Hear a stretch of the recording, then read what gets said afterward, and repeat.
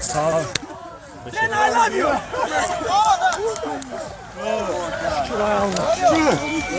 Doğru. Ben sana dedim doğru. Bravo.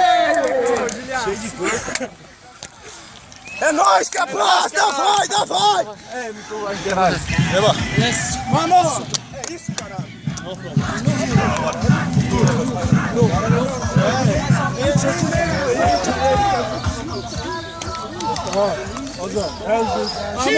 Chipa! Aí, caralho. Otele gelen şey iş var. Otele gelen şey iş var. Cehennem oldu. Benim cehennem oldu. Şimdi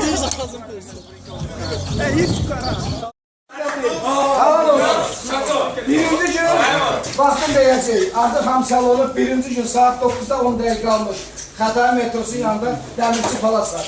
Gəlirsiniz biz almağa və üçüncü gün səhərdə uçurur. Halal olsun, bir də halal olsun.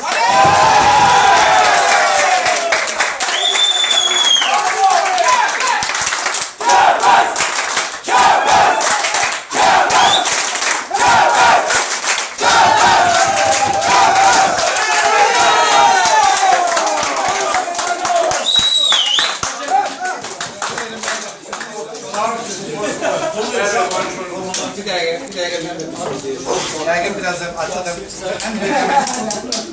Mən sizin hamınızın alnından öpürüm. Həqiqətən bugün karakter göstərdi. Həqiqətən siz bir şəxsiyyət olduğunuzu göstərdi.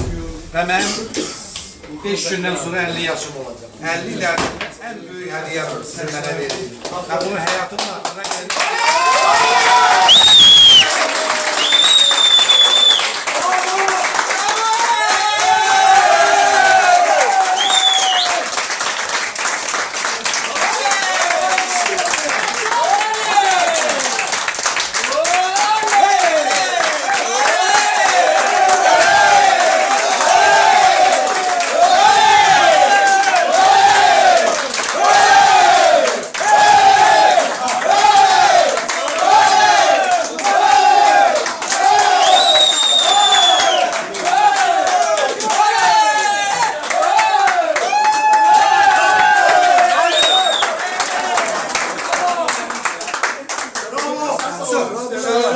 İndi sakitcə çox xahiş edirəm, sakit. Bunların da əsəblərinə toxunmayaq.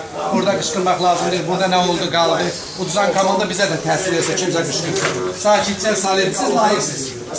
Siz случайно qələbə qazanmadınız. Təsadüf deyil. Ona görə çox xahiş edirəm. Çimilsiz, oteldə uzun edirik, sonra 5 dəqiqəlik imzasınız, ondan da siz